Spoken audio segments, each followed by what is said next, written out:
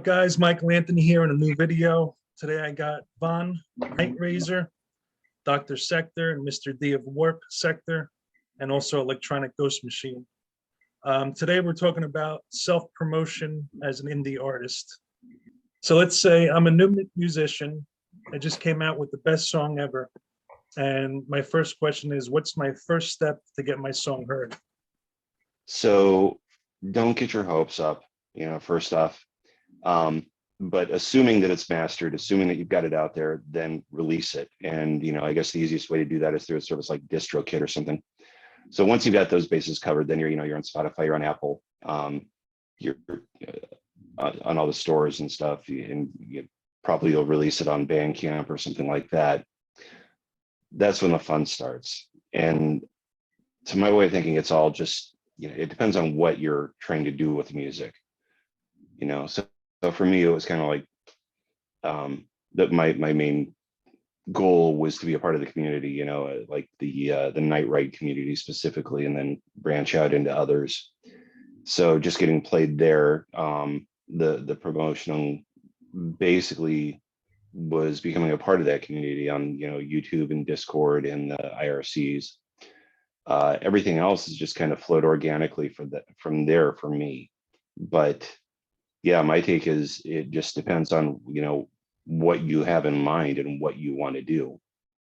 Really a novice, or you haven't done this before, the first thing that you need to do is look into how you're going to get your content distributed. So right now I'm using TuneBubble. Prior to that, I used TuneCore. A lot of people like DistroKid. I think there are a lot of options for that.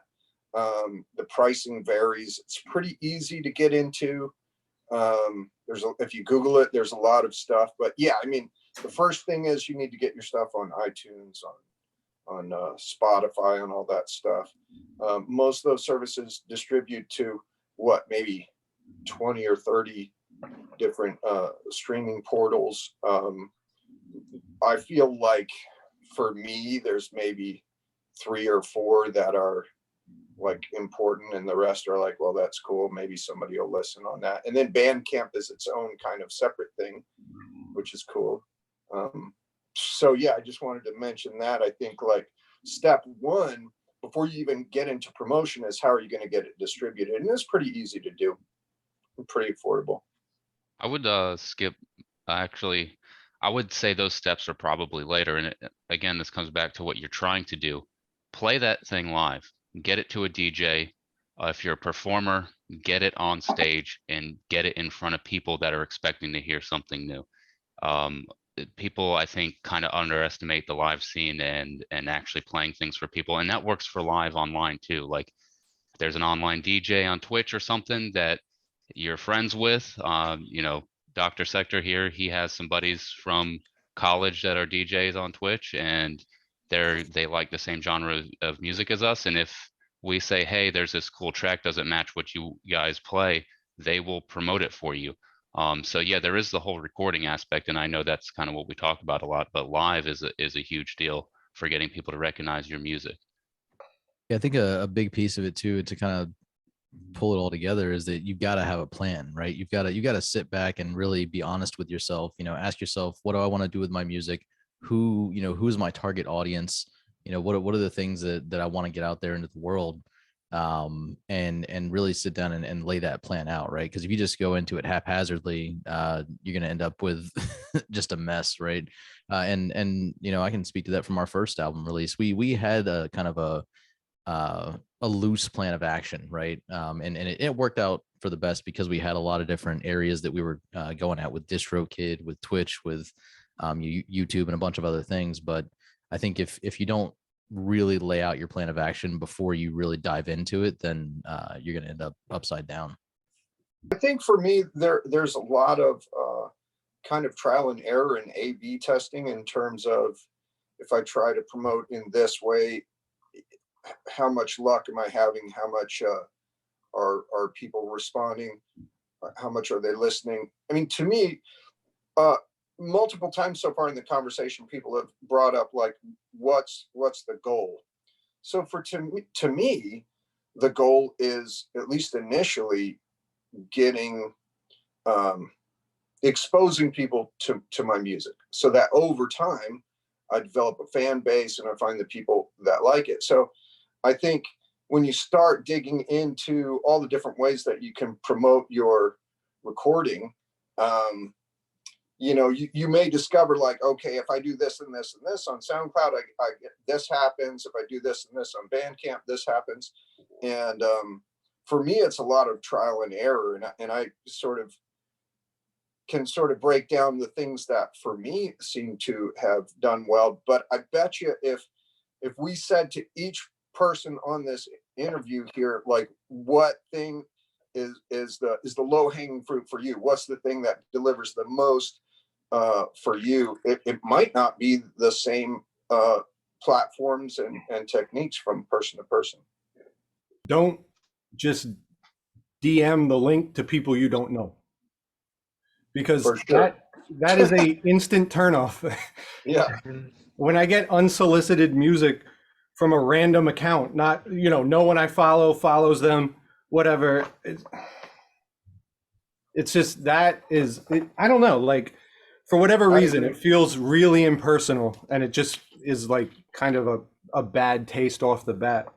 So now I'm listening with like a grudge. You know what I mean? That brings up listen at all. another thing too. It's the musical I know in the equivalent of an conversation- unsolicited dick pic. Right. You know what I mean? In the conversation, the DMs where we were talking about the Spotify algorithm, I don't even think it's that beneficial. If you send your link to some guy who is not interested in your style of music, doesn't care about your style of music, is totally into a different genre, his following is into a different genre, it's not going to be beneficial for you on the algorithm anyway, because if he clicks or follows, he's not really going to listen. He's just doing you a favor. He might listen to a second and then skip. If he shows it to his fans and they like something else, like say country music instead of electronic music, in my case, all his people, if they look at it at all, they'll look at it and then skip. So Spotify would just say, well, people don't like electronic Ghost Machine. And whenever anybody looks at it, they pass on it. And for that matter, they Spotify might say, oh, it looks like a lot of country people like this, but they're skipping it a lot, So, I mean, I think we need The other side of something that Vaughn brought up there is pretty important, that a lot of these places will have submission forms. And you want to be really cognizant of that. If somebody does have that, if that's their preferred way of doing it, then that's how you want to do it. You don't want to just, attack them on social media and say, hey, why won't you play my list? Why don't you play my song on your list? If it's a stream, if it's, a curated list, if it like NRW, for example, they'll take submissions and it's locked off, every few months or something like that, they'll open it up. But like Vaughn says, don't just bomb them. Don't just put it out there. Don't just send it unsolicited, like a picture of your, what. Make sure that you go through the channels. If you're going to try and give somebody your music and you want them to play it in a presentation, in a presentable way, or in a formal sanctioned kind of presentation. The other thing I didn't mention that Dr. Sector was looking into was he does submit singles and different things to the playlists on different platforms, because there are people that follow genres and they make playlists and people follow them and listen to what they listen to. And that's a good way to get heard and also appreciated, not just listened to and thrown away. So. Well, right, because they're better to help you build that audience because it's more, it's similar music. So it's great for discovery for everyone involved. Yeah, it's I think it's back to that community aspect we talked about last time as well. Number one, becoming a part of a community, so that you build those advocates for yourself. I started doing that when we first kicked things off with Warpsektor, with jumping into Reddit communities, jumping into Facebook communities and Twitter, and trying to get into every community I possibly could, and just being a part of it. Not soliciting our music, but just trying to immerse myself in the culture, and just be a part of the thing, support other people, do what I can, and just be there. I like what you say about supporting other people too. Like, I think I think it's a good thing to be generous with other people. If you're on social media or whatever, and you find something that you like, I think it's a great thing to just shout it out. Like, I really like this, or appreciate this is what I like about it, that sort of thing. I mean, that goes a long way. Yeah, we Yeah. spend a Well, lot of time on somebody's- Outworld. Oh, go ahead. Mhm. Well, I was going to say, I mean, if you are on social media and if you see one of your friends, you know, what, like any of you guys, if you've had announcements the last couple of weeks, retweeting takes about that long. Yeah. You know, Mhm. obviously I'll do that, you know, so I'll do that for any artist that I'm familiar with, or, you know, have a communication with. Sorry. Yeah, and when you promote people, they notice and they promote you back. And you could say it's like, well, do I have to do it for every person? I would say be genuine with it, but if it's genuine and you guys are helping each other out, then I don't see an issue with that at all. And I mean, if they want you to promote them and they're happy to promote you, then you're just reaching each other's fan bases, you know? That's Right. And that's a beautiful thing when it works, but beware of like the follow for follow people who are Right. like crazy about it, you know what I mean? Yep. Definitely. And they only care about that and nothing about the material. If the account was made only as a promotional account, I think that's kind of a telling sign. If it's another artist, I think it's a little bit safer, especially if they're in the same genre as you and they care about the scene. And Yeah, so I think the genre thing's super important. Like, if somebody reaches out to me and they're a style of music that is totally drastically different from mine, even if I like it, the follow for follow thing is not going to help them. It's not going to help me. It's going to confuse the algorithm, in my opinion. I'm all about confusing the algorithm anyway. I mean, I've probably got as much, you know, follow as it many depends on dog how good of a accounts. friend you are, right? I'll promote you if you're my close friend. I don't care. You- For sure. I mean, I'm totally down for helping promote people, but you know, if it's like I could go on Twitter right now and say, hey, all you independent artists out there, follow me on Spotify, and I'll follow all of you on Spotify.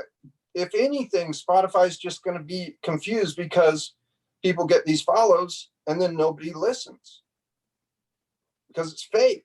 Because Yeah, it's an they're empty not follow. really interested in your stuff. They're just doing it because you're doing it for them. The numbers game, it looks good. Yeah, I mean, I think to a certain extent, it's about being genuine and authentic too, you know, where it's like, it's better to have a few people that really do actually like your stuff than a bunch of fake metrics that are people that aren't even listening or don't care because, you know, you got them to follow you because you're following them. To circle back to the initial question raised as well, about, you know, so I've got the question was, you know, I'm a new artist, I've got this brand new song, I feel like it's the best thing since sliced bread, you know, and I want to get it out there into the world. I've found that that SoundCloud actually works pretty well as like a testing ground as well. We use it as like a repository for stuff that we're working on that we feel is pretty much ready, but we'll get it out there, you know, let people listen to it a little bit, see what the response is, that type of thing, and we can go back to the drawing board because it's not, you know, an official release type of thing. It's one of those that just kind of gets our music out there. Work for in people to hear progress. it. Yeah. Grass. I like SoundCloud, especially for exposure. I feel like they don't pay accurately on streams. They pay a fraction of what they say they're going to pay, but I really like it for exposure personally. Familiar with Repost Exchange for SoundCloud? That works really well. Yeah, our buddy Nanoverse mentioned it to us. We haven't had a chance to dive into it yet. Yeah, that seems to help me a lot. That's one of those tools that I would recommend, and I think it's pretty authentic. It's not going to give you a bunch of spammy stuff.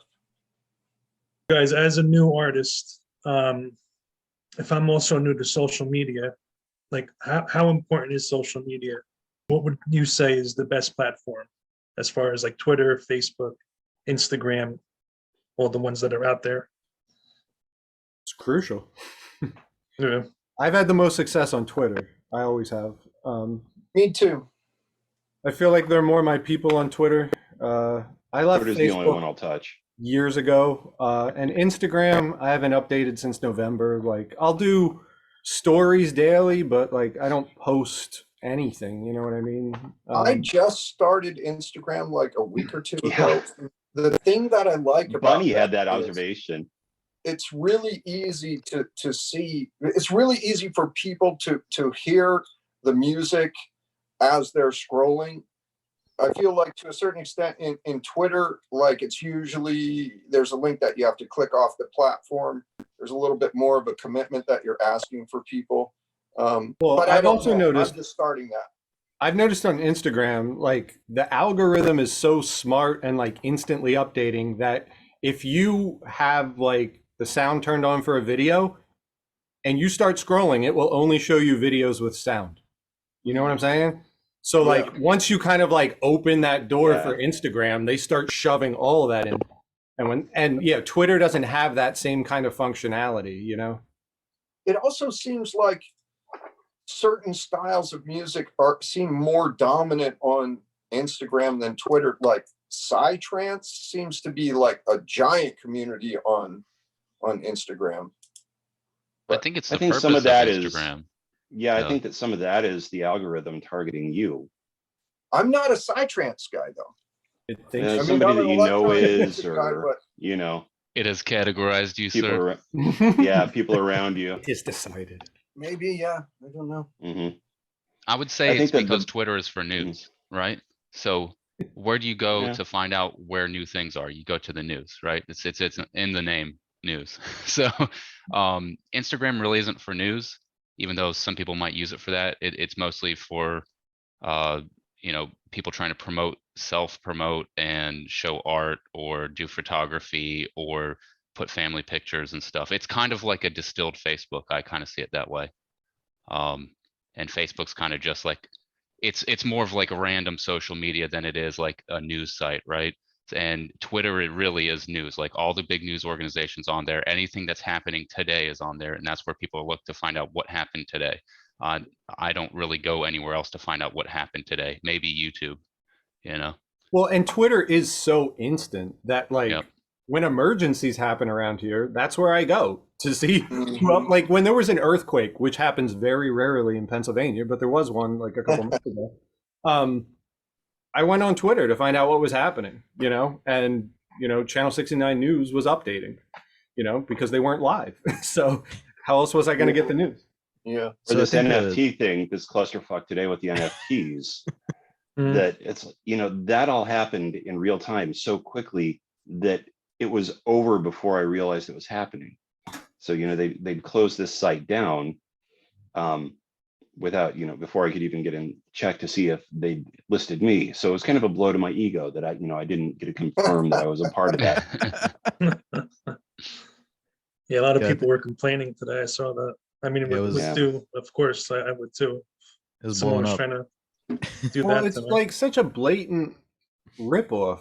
Like they've just taken the information from Spotify. It's not even clever. You know what I mean? Like, yeah. So to update the people that are watching this that don't know what we're talking about, who can sort of explain the quick summary of what was it even called? It was something hit piece. Something higher, or no, because I thought someone should write a hit piece on this. That's it. Yeah. No, I think Cat Temper is the one that caught it. They were just taking. I saw his post. They were taking all the art off Spotify and turning it into NFTs, or what?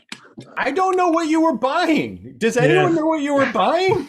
Are you buying the music? Are you buying none of it made any sense? Yeah. So basically they have an API, it seems. From what I read, it seemed like there was an API that was tied into Spotify that was essentially skimming artwork. Album art is what it looked like anyways. I think they used their CDN, right? Like their content delivery network. Yeah, I think so. That's what on the threads I was reading, and that's what it looked like. It was what join hit piece, I think, is the ad for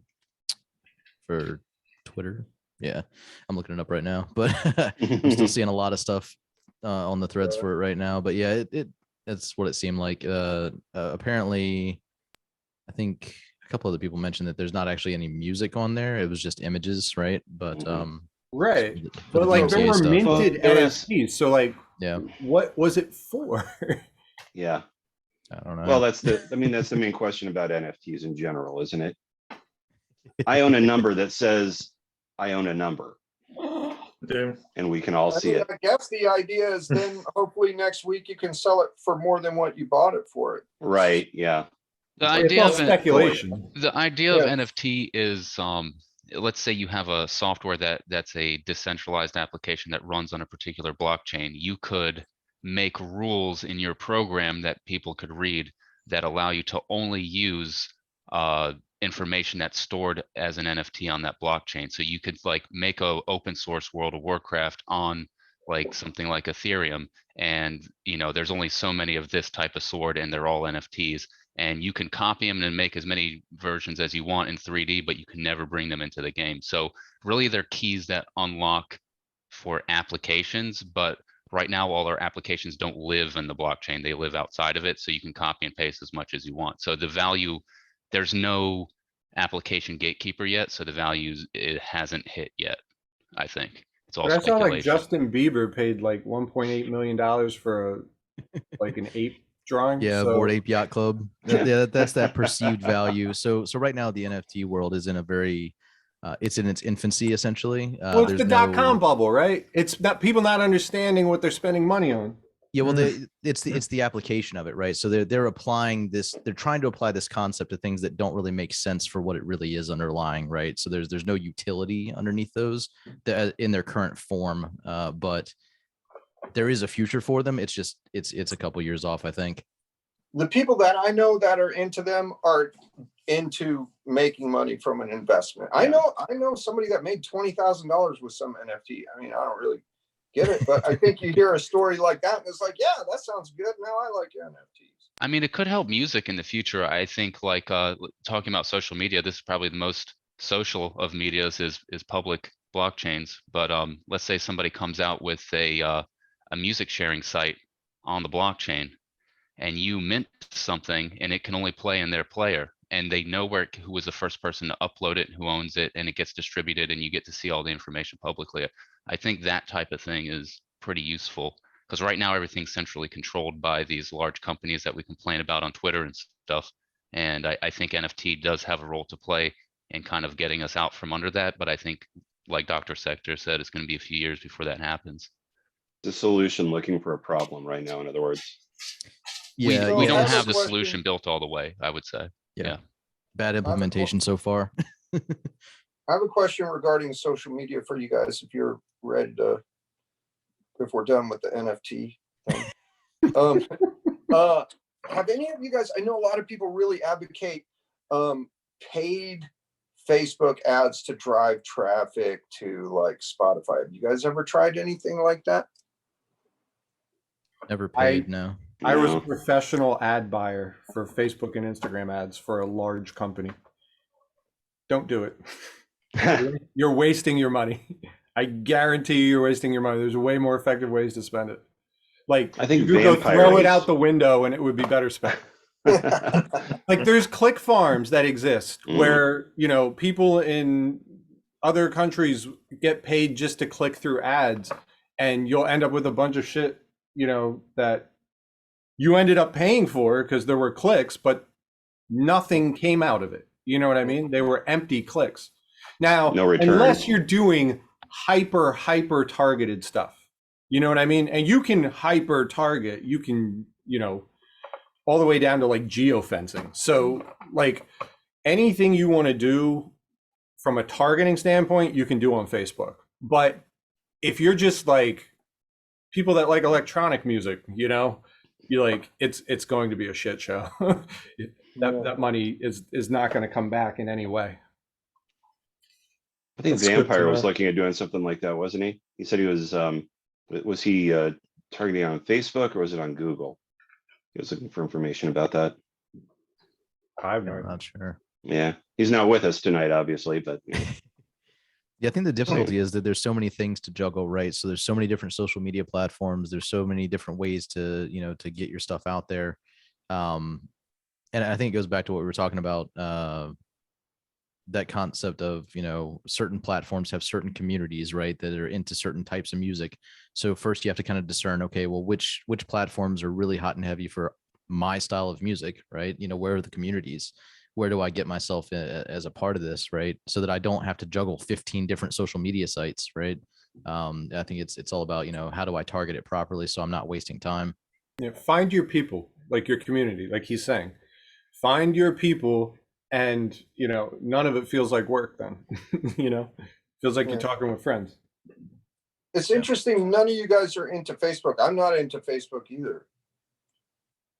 But it sounds universal, at least with this crew, right? That you guys are getting more positive feedback from Instagram or Twitter. Well, I think that musicians just have this tendency, especially in synthwave, to be less evil than the kind of person that would be using Facebook or really into Facebook. So it seems like there's some good evil on Twitter, but a good evil, plenty of yeah, evil on Twitter. yeah, maybe it's good evil. Mhm. Maybe it's the good kind yeah, of it's evil. good evil, yeah. Maybe I it's the found evil that I synthwave like. on Facebook originally, though, in 2015, Mhm. and then but I left Facebook in 2016. So It was YouTube for me, which is Mhm. interesting. Yeah, That's where I Yeah, found yeah. a lot There's, of I mean, stuff. Google's playlists. algorithm is legit. Like their Yeah. music algorithm, well, not YouTube music's algorithm, but YouTube algorithm for music is good. I Well, I found didn't YouTube find it in the music to be music a shit section. show. I'm just watching random videos, and sometimes I get into, sometimes you dive into cat videos, sometimes I dive into song music videos and stuff, and you find some crazy thing that somebody made that's this weird out there video, but the music's really good for it, or you like both parts of it, and it starts serving you up more and more of that kind of stuff, and you don't even have to be on YouTube Music, Well, or in synthwave, let's be honest, it's going to be, oh, hey, there's an anime that I like. Let me check it out. What is this music? like without Google, like VHxRR would not exist, because I only found Rob's music through Google because it was like related acts to other stuff I was listening to. Mhm. And then I reached out to him about making music, but without that algorithm being like legit bang on for what I was looking for, I wouldn't be doing the music I'm doing now, which is weird. Yeah, Yeah. bringing up the concept of YouTube as well, thinking of that as a social media site, because I mean, at the end of the day, it kind of is, right? For sure. Mhm. And using Oh, that yeah. to get your stuff out there, right? So not only managing all of your social media in general, but also if you do have the ability to get together different visualizers, like we were just talking about, like Night Razor mentioned, hey, doing some AMVs, right? That pulls in a massive target audience, right? So I think that's definitely Well, and the other another thing, I mean, avenue. think about think about when the last video in this series aired. And, if I don't think we were all there, but there was that chat in the, the YouTube chat going on as it was premiering. Mhm. And that's pretty powerful as far as YouTube goes too. That's one of the very first places I got into the, was brought into the synthwave community, was that there was that chat on, I think it was, I'm not going to say the name of the other place because it's kind of associated with Fashwave now. As a friend of mine, another person in the scene calls it, he said, it's basically feces smeared on the walls there now after we've left it. So, but after that site goes down every couple months, people started coming over to Night Ride or Nude Retro or Number One or something like that, and those communities evolve organically on YouTube too with the chat. And the next question I have, I think we kind of went over it too, but do I need to study advertising and marketing if I want to get my music heard? You should. Everything we do online right now is basically marketing and advertising. Everything you do is a footprint, and it markets you. And the algorithm, you're marketing yourself to an algorithm that is promoting you, basically. It is your agent. And if you don't know what you're doing, you can pigeonhole yourself, right? And then also, like, sorry, I lost my train of thought. Oh, right. I've watched a ton of videos, especially like Mr. Beast and a lot of these guys that learn about the algorithms. Veritasium is another good one on YouTube, where they talk about something as simple as like even a video that has several million views on it, and the title just wasn't trending anymore. They can get another 10 million views, but just by changing the title of the video. Or the thumbnail. Yeah. That the Or changing the Veritasium one was thumbnail. a really good one. There's a really interesting, Yeah. and I mean, something simple as watching a video on that is learning. So it's not like you need to go to college for it or something. Like you can learn online how to do this stuff. You know, follow people that give advice that have like the millions of views, you know, and you'll start picking up some of that stuff, what you should do to promote yourself, I think. So That's think probably the the other best thing advice, too- actually. I mean, if you think about it, you know, in internet time, a week is a year. So things can change so quickly that the only way to really learn anything is online. You know, I wouldn't, you know, my degree was basically marketing and advertising. And I don't feel like it's helped me all that much, you know, but because most of what's happened in the world has happened since then. So yeah, you got a good point there. Your learning could be, you can learn it, you can study it, but study it online in real time. I think it's worth pointing out that almost any big act that you look at has probably had a lot of funds poured into promoting that act and blowing them up. So as independent artists, what we're talking about is organic promotion. That may be what we can do through social media, and what little stuff that we can put together that's, you know, within our means, that's paid. I think that if you had the best song in the world and you just post it on SoundCloud or Spotify or whatever, and you don't do anything beyond that, it's not enough. Like, what was that movie? I think it was like Yesterday or Yesterdays or something like that, where the guy woke up in the world and he was the only one that had all the songs from the Beatles. Do you know the movie I'm talking about? Yeah, I remember that. Yeah, I forget the title. So anyway, at first he starts playing all these Beatles songs and he goes to gigs and nobody's paying attention. And it's like, these are the greatest songs in the world. I guess it's just me. They don't like me. And I think part of it is, like, for sure, your stuff has to be good, but without the other side of the coin of having adequate promotion, whether it's organic or paid, to get it out in front of people, it can be the greatest thing in the world. If nobody hears it, it's just, you know, I think you do. So the answer is, yeah, I think you do need to study how to promote stuff. I think you also just hit on something really important there with the concept of like the Beatles, right? You know, so it's not just the music, it's the ethos, right? They've created this larger than life presence that essentially precedes them. Yeah, exactly. The Beatlemania, right? So it's Beatlemania, it's Elvis, you know, it's all these people that have this massive larger than life presence, right? But they've created this ethos through which way they did it, right? That helps as part of that marketing, right? First mover status, right? Yeah, so they were the first ones to do a lot of stuff, which, I mean, that could be part of your marketing. That, you know, is, hey, we're the first ones to ever do this style. You know, you haven't heard this before, right? And I think that's how they were kind of marketed in their time period. Of these guys are crazy, right? I think what we're starting to get into is the word branding. Like, what is your brand? You know? Well, the Beatles and the Stones, though, that was a different world. You're talking about, you know, radio essentially, and I mean, people would go so far Everything's as different now, for sure. payola, yeah, you know, to get people played. They didn't have to. So yeah, it's a very different world from that. So I mean, who would the modern examples be? Like Katy Perry. If you want to publicize yourself, go on Saturday Night Live with a cat suit on or something like that. But how would I look in that?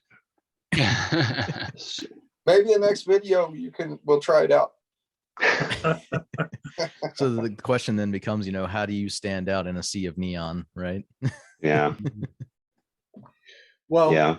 Pick your battles. Like, I think small video clips help, you know, like video catches the eye in a way that a still image just doesn't, you know what I mean? Like, the human eye is drawn to movement. It's instinctual. So just small video clips are better than static images. Mm-hmm. One thing that I have from heard, Czarina, I mean, like the she's make sure next that the imagery level. is but I mean, make sure that the imagery is striking too. Yeah. Yeah. Mm-hmm. My good best performing design video is, yeah, gets noticed. You know what I mean? right. Like, hmm Yeah, I think Striking yeah, imagery. talking about Zarina, right? That's a master class in branding right there. You know, yeah. entire And- Yeah. ethos. And she's done it like in the corporate world on Yeah. high levels. So like taking that and bringing it to music it's a match made in heaven to have that like visual vision, you know, Mhm. Yeah. to translate the music. Well, the unity of her artistic sense, you know, the music and the visuals and the whole ethos go together. So Yeah, it's like building a mini universe and then trying to Yeah. share it with people. Yeah. If I'm about to put my music out onto the internet, what would you say is the best platform as far as like Spotify, iTunes, Bandcamp, SoundCloud? Is there a better, or is it just depending on the genre? you're going to be able to get it Depends in one. on- It's going to be on all. Yeah, I think it kind of depends on what your goal. I think different things from different platforms. Like I feel like Bandcamp for me is harder to gain fans. Fans, they're like real fans and they're interested in supporting independent artists. Like they're into that type of thing, or they wouldn't be on that platform. I feel like Spotify gives you a super wide audience. And I think for exposure, that's nice. I like SoundCloud for exposure. I like all of them, but I mean, for me, you know, I'm not at the point where it's like where it's about monetizing stuff. I'm at the point where it's about exposing people and not worrying about turning it into money. I mean, can you even just choose one anymore?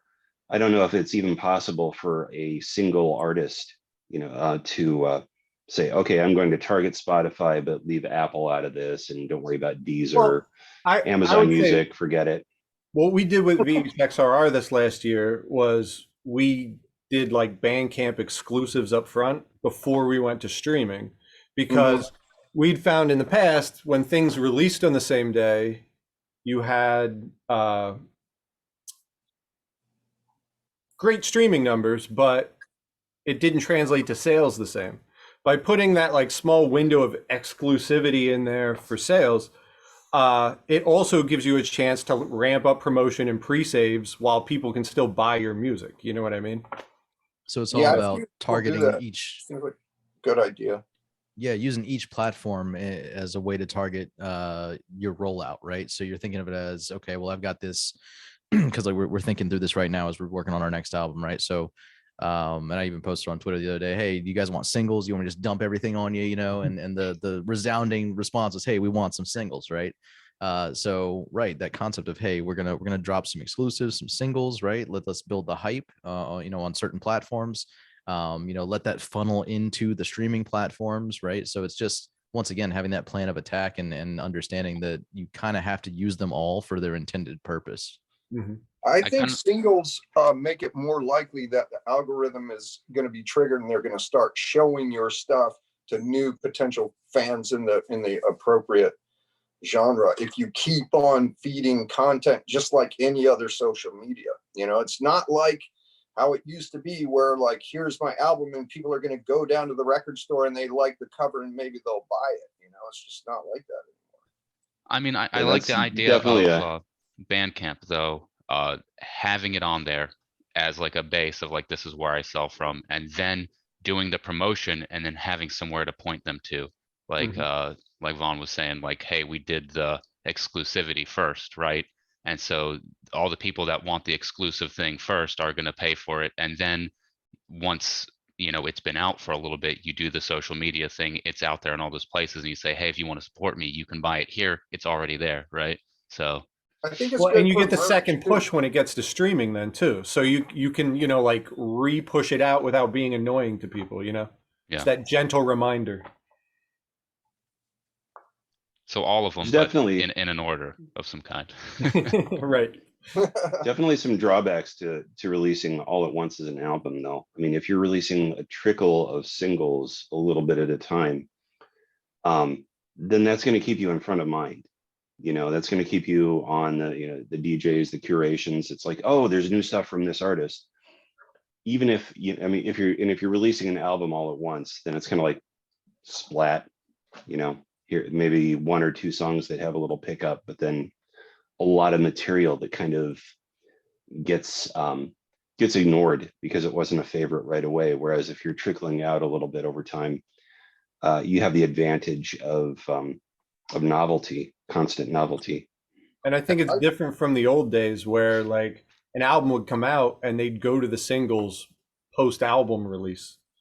And now you almost need it to build the anticipation and like satisfy the algorithm, to release the album towards the end. Well, albums started out, like it's just how it like a way to feels. sell more of the singles again. It's like just a collection of the singles that had already been released.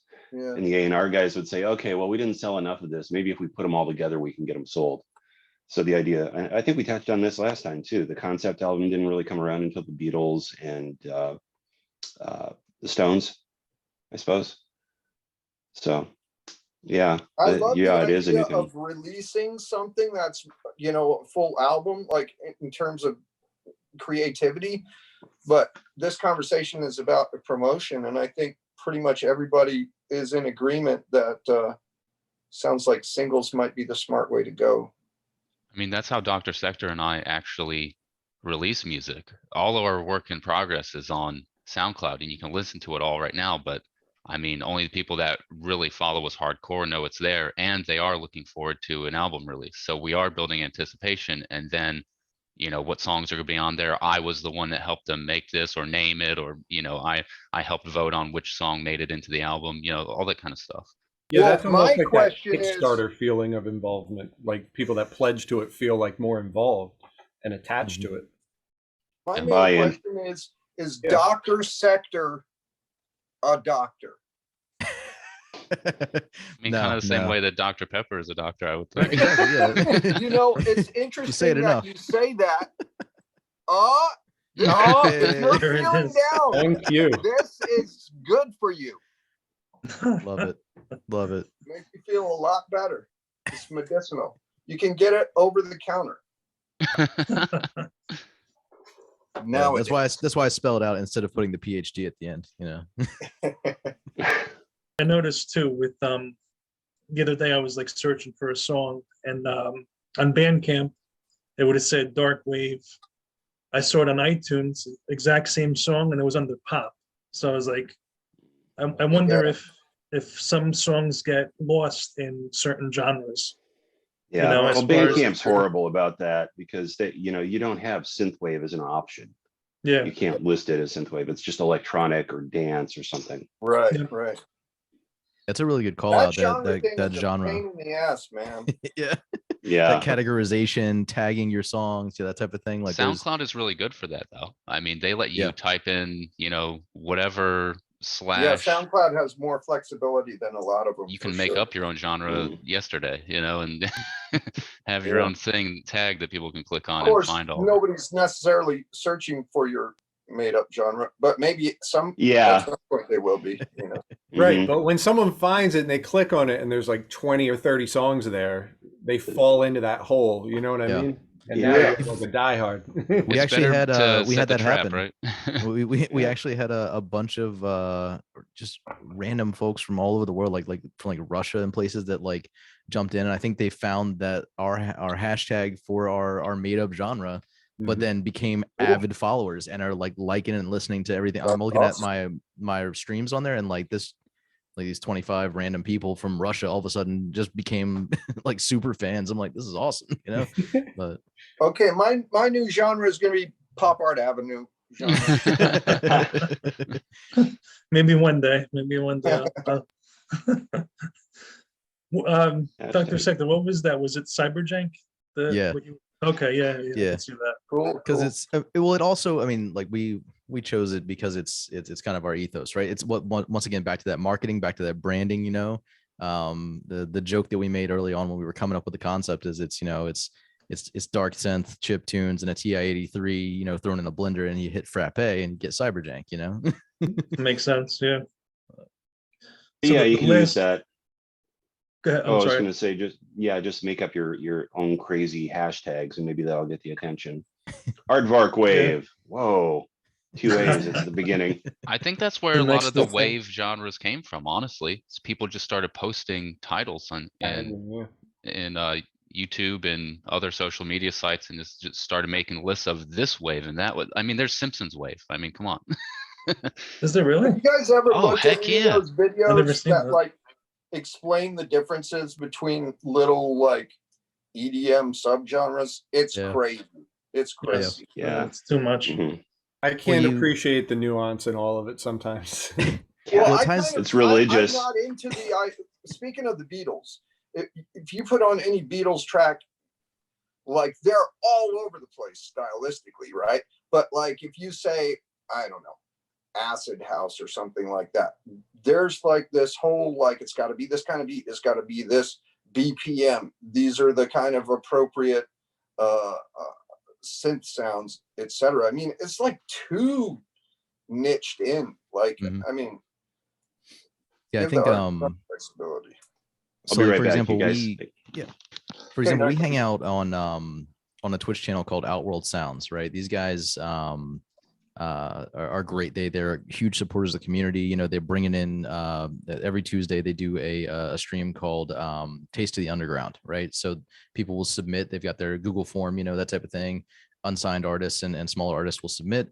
They'll sit there and do a full on like 2 hour, 3 hour review of all the stuff, you know, and share, and the community builds and builds and builds. And we're part of that community, right? And creating that ethos, you know, dropping some of our craziest tracks on them. You know, you want to become that verb, you know, or that adverb or whatever, you know, the descriptor, right? So there's times now where we'll jump into their channel and they're talking about somebody else's song and they'll say, hey, that reminds us of XYZ. That's kind of cyberjank, you know, and it's like, that's it. That's the branding piece, Cool. right? That's cool. Yeah. But I think it requires, once again, community building, you know, being an active member of those communities, you know, getting yourself out there, and building that ethos.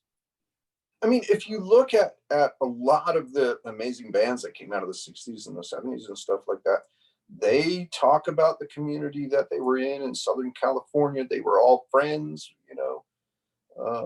It's kind of the same thing, just on social media now, maybe. Yeah, it's not a physical place, you know, it's not like Tennessee or New York or LA. It's a virtual place, right? So Yeah. it's everywhere and nowhere at the same time. And so you just got to go where the people are, and geographic location is less of a factor in that.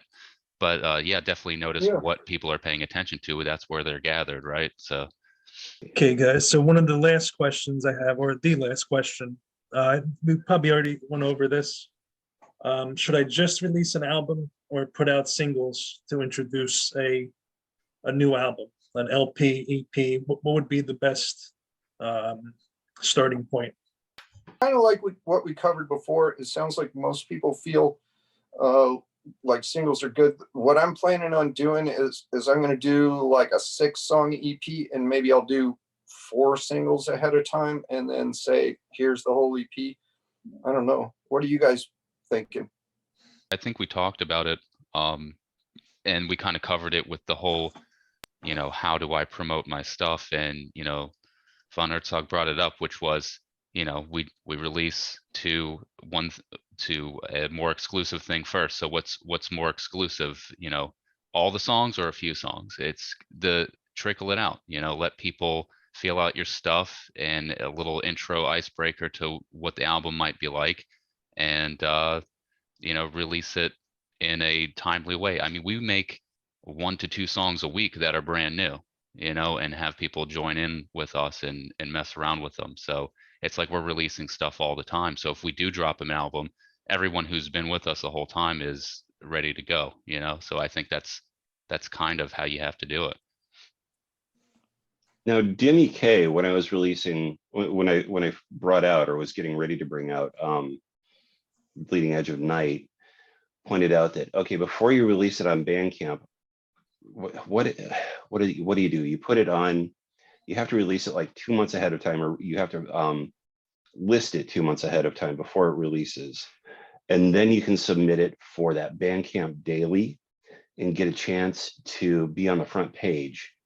Now, they didn't select me, boohoo, but I mean, it's a good opportunity at least to, to really get some exposure there. So if you're going to do an album, if you're going to do an EP, make sure you get it, in there in a finalized, well, not a finalized form, but you get the songs out there for somebody at Bandcamp to hear if you're going to do that.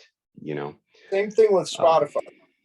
You can pitch to their playlists and get on Release Radar if you go in the upcoming section of the artist back end for Spotify, whatever it's called, Spotify for Artists. Yeah, I think And there's like a minimum 2 week lead time for that, right? Yeah, there's just 2 weeks. And then that way, if nothing else, if I understand it correctly, anybody that follows you, they'll put it in front of them as part of Release Radar, if I'm not mistaken, at bare minimum. But beyond that, I think you can also get on algorithmic playlists and that sort of thing. Just by pitching it, you never know. Yeah. Shoot your shot. Makes sense to try to build momentum before going into an album. I guess that's what the best route would be. Another thought kind of leading up, right? So thinking about, you're building up all this momentum, this fanfare, right? So you've got multiple singles coming out, you're dropping things on different platforms. I think, it can't be understated the concept of a true like album release party, on whatever platform you want to do it on, getting a group of people together, whether it's exclusive or not, I think that also builds a ton of hype, right? And then you can have those people who get excited about, hey, this artist came out and did this album release party, maybe did some giveaways, like that type of thing. I know when we launched our Cyberjank album, we did a release party on Faith in the Glitch's Twitch channel. He spun up and did, a good chunk of the album, spun it up for us. We did some vinyl giveaways, those types of things, and there was a good few hundred people watching it, right? So I think it's one of those things where you can do that additional buildup and then have this event, right? That is the true album release as well. And you can do that in person too, if, given the way of the world now, it's a little more difficult. But like Faith in the Glitch, I went to his, he had one in real life. And that was cool too, because when you get to see people in real life, there's a different kind of bond and building with someone, that like it. I love talking to people online, but when you spend time with someone and like absorb their energy, you get a better feel for someone. Yeah. Geographic too.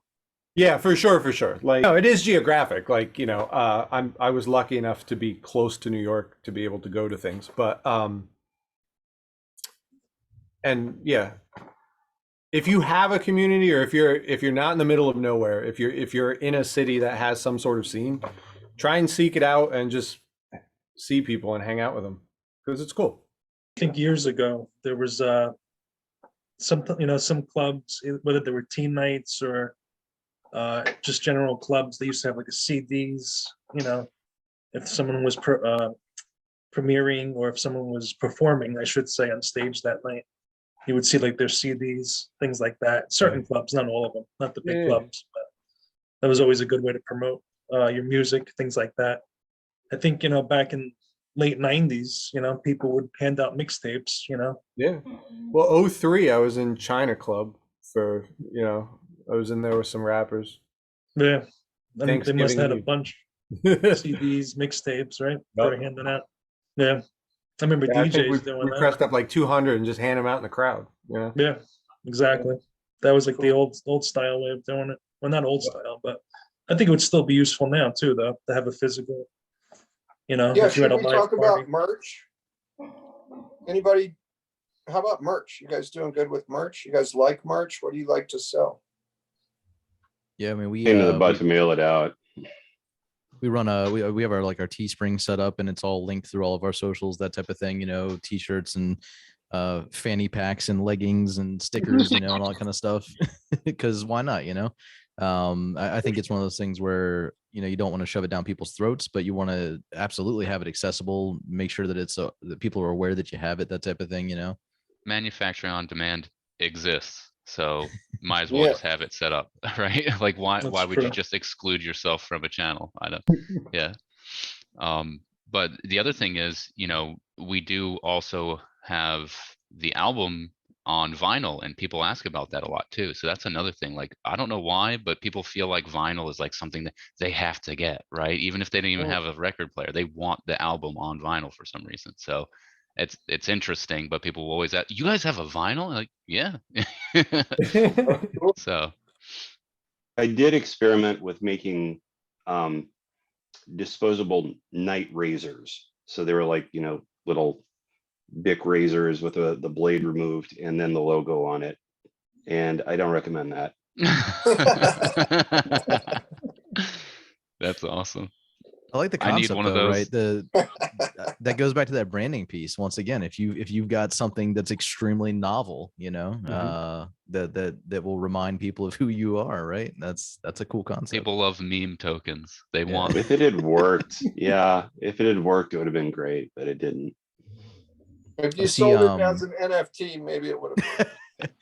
So like I'm wearing a sweatshirt from MagFest, the music and gaming festival here on the East Coast. Usually like 30,000 people there every year, tons of video game music, and the artists that come and perform there, they'll have their merch tables set up, and a lot of them will have very novel ways of putting together USB thumb drives of their music. They'll sell their albums like that, but they're usually in some form of unique shape, based on what their ethos is. Oh, well, actually, I can show you. This is something that I was doing too.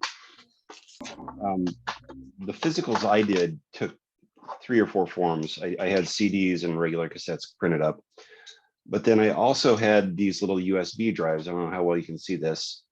So that's a USB drive that's supposed to look a bit like an LP. And then you pair that with a thing. And then the other one that I have, I don't know.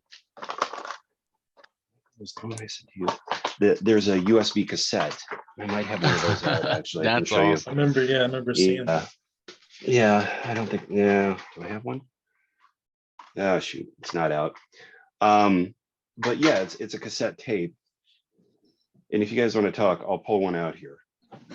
So I think the genres that we're all in, I think lend themselves to a lot of that old school physical media, right? Because of the nostalgia aspect of it. So it's, once again, knowing your target audience, knowing what types of things people jive with when it comes to, the music that you listen to. Yeah, and So, NES with a power glove, you punch someone and it plays your song, Absolutely. So this was, I was surprised. So this is the USB cassette, and it Nice. it looks like a regular one, and it's just the USB thumb drive that pulls out.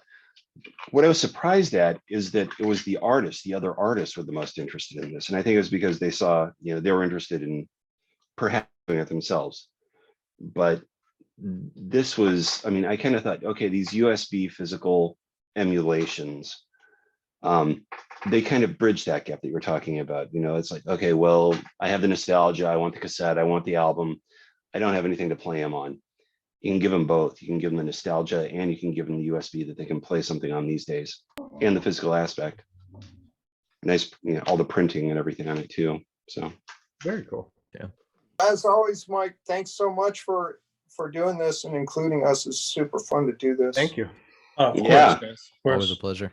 So it's great chat. Yep. Say if you guys like doing this, try Twitch and come hang out with us sometimes too if you're just getting started. We'd love to have people on there that we know and talk to on a regular basis and actually know music, want to help us out. I would Can give you it a shot. Send the info that I need to where and when on that. Yeah, we'll drop it over to you guys. It's twitch.tv/Warpsektor music. So yeah, we'll send it over to you. Okay, cool. Thank everyone for watching. Thank you, Michael. Thanks, guys. Thank you. Yeah, thanks. Sherman, we'll catch you on the flip side, man. See you later, He'll be Sherman. snoring. At least, yeah.